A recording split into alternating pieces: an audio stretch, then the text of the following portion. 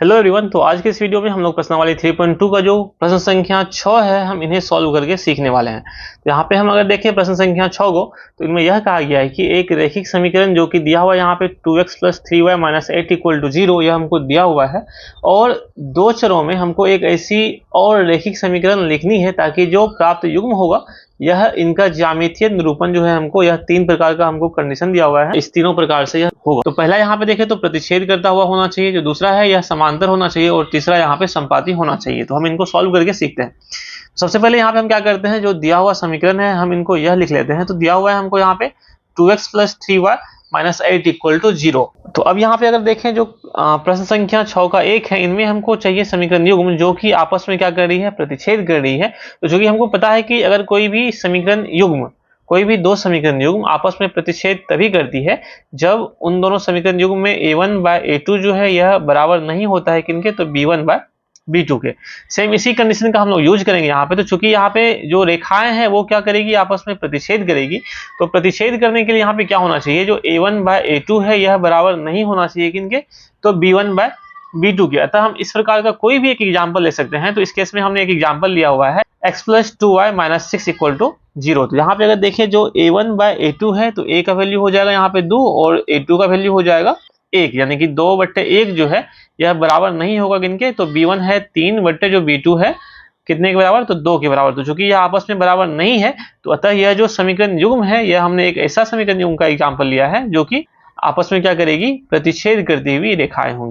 उसी प्रकार से अगर हम बात करें इन्हीं का क्वेश्चन नंबर 2 जो है, इनमें हमको यहाँ पे चाहिए समांतर रेखाएं चाहिए, जो कि हमको पता है कि इस रेखाओं को समांतर होने के लिए जो a1/a2 है यह बराबर होना चाहिए b1/b2 के, लेकिन यह बराबर नहीं होना चाहिए किनके, तो c1/c2 के। तो सेम इसी जो कंसेप्ट है इनका हम लोग प्रयोग करने वाले हैं। तो यहाँ पे चूंकि हमको पता है कि समांतर होने के लिए क्या होना चाहिए, जो a1/a2 जो है यह बराबर होगा b1/b2 के, लेकिन यह बराबर नहीं होगा c1/c2 के। तो इस तरह का एक हमने एग्जांपल लिया हुआ है यहाँ पे 2x + 3y + 4 = 0। तो चूंकि यहाँ पे हम देख रहे हैं जो समीकरण नंबर जो पहला हमारा यहाँ पे है जो कि दिया हुआ है 2x + 3y - 8 = 0। तो यहाँ पे हम लोगों ने 2x + 3y लिया हुआ, यानी कि a1/a2 और b1/b2 आपस में बराबर हो जाएगा, लेकिन c1/c2 जो है यह आपस में बराबर नहीं होगा।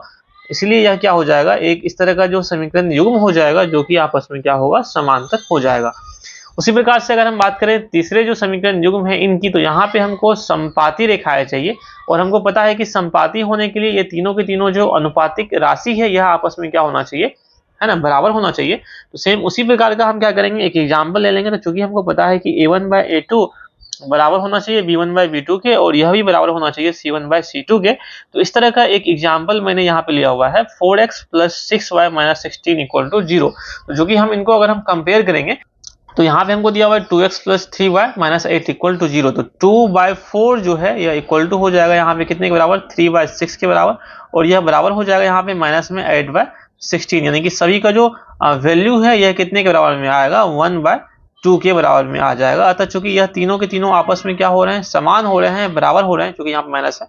तो चूंकि यह आपस में समान हो रहे हैं, बराबर हो रहे हैं, तो अतः यह क्या हो जाएगी, आपस में संपाती हो जाएंगी। ऑलराइट। तो इस तरह से हम लोग जो प्रश्न संख्या 6 है इनको हम लोग सॉल्व कर सकते हैं।